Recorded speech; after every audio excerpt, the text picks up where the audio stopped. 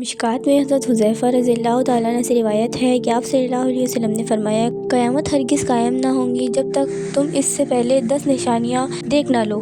پہلا دھواں، دوسرا کانا دجال، تیسرا ضبط الارض، چوتھا مغرب سے سورج کا نکلنا، پانچواں حضرت عیسیٰ علیہ السلام کا آسمان سے نزول ہونا، چھٹا یاجوج اور ماجوج، زمین کا 3 جگہ لوگوں سمیت دھنس جانا، یعنی ایک مشرق میں، دوسرا مغرب میں، تیسرا عرب میں، زمین لوگوں کے ساتھ دھنس جائے گی۔ 10واں ان سب کی آخر میں یمن سے آگ نکلیں گی جو لوگوں کو ان کے محشر کی طرف گھیر کر پہنچا دیں گی۔ لوگ امن اور چین سے زندگی بسر کر رہے ہوں گے کہ یاجوج اور ماجوج کی دیوار ٹوٹ جائے گی۔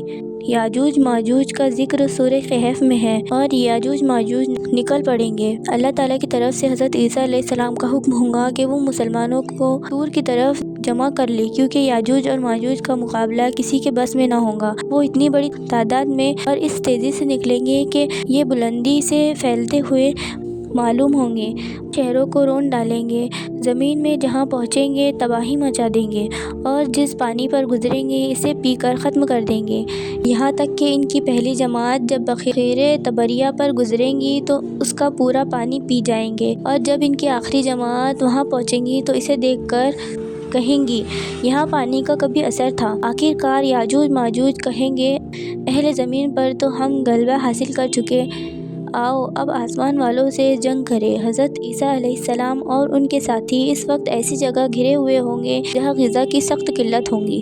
لوگوں کو ایک بیل کا سر 100 دینار سے بہتر معلوم ہوگا۔ پھر لوگوں کی درخواست پر حضرت عیسیٰ علیہ السلام یاجوج ماجوج کے لیے بددعا فرمائیں گے، بس اللہ تعالیٰ ان کے گردنوں اور کانوں میں ایک کیڑا پیدا کر دے گا جو بعد میں پھوڑا بن جائے گا، اس سے ان سب کے جسم پھٹ جائیں گے اور وہ سب کے سب اچانک ہلاک ہو جائیں گے۔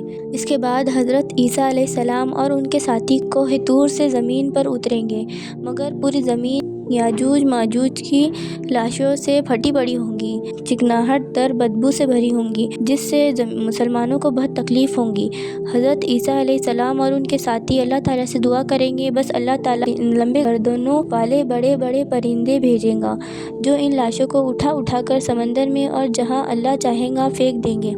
پھر اللہ تعالیٰ بارش برسائیں گے جو زمین کو دھو کر آئینے کی طرح صاف کر دیں گی، زمین اپنی اصل حالت میں آ جائے گی، پھل پھول اگائیں گی۔ دنیا میں حضرت عیسیٰ علیہ السلام ایک امام عادل اور منصف حاکم کی حیثیت سے نازل ہوں گے۔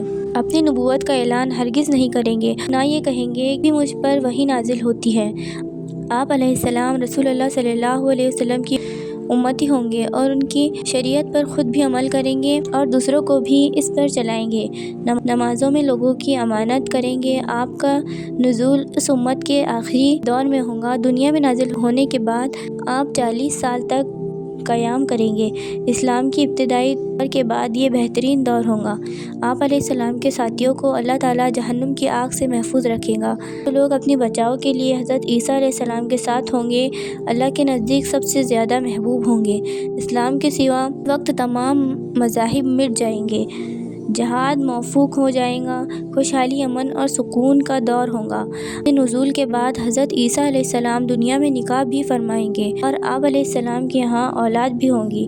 نکاح کے 19 سال بعد آپ علیہ السلام کا انتقال ہوگا۔ مسلمان آپ علیہ السلام کی نماز جنازہ پڑھ کر آپ کو روضہ رسول صلی اللہ علیہ وسلم میں دفن کر دیں گے۔